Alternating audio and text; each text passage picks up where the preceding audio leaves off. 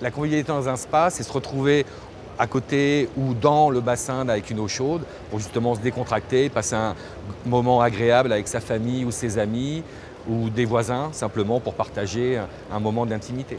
Les apéritifs dans le spa ou au contraire le digestif, les fins de soirée ou alors le dimanche matin pour se retrouver, c'est quelque chose d'assez, c'est très convivial. Voici notre dernière création en termes de gazebo. On peut rentrer à un spa de 2 à 7 places à l'intérieur avec des marches d'accès confortables, avec des bains de soleil. On a la possibilité aussi d'avoir des rangements incorporés.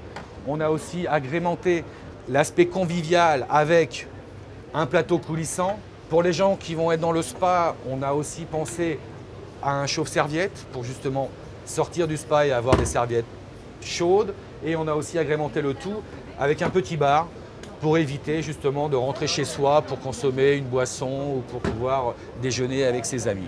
Ça permet d'être en vacances, donc c'est vrai que se couper du monde, c'est se relaxer, c'est vraiment un produit anti-stressant. Donc c'est vrai qu'après une demi-heure ou 40 minutes de séance de spa, on est complètement détendu, on peut aller se coucher sans difficulté. Et si on partage ça avec des amis, justement avoir ce plaisir commun d'être détendu avec des amis. Dans un spa, on peut être de 2 à 12 personnes. Le plus grand fait 3,10 m par 2,50 m.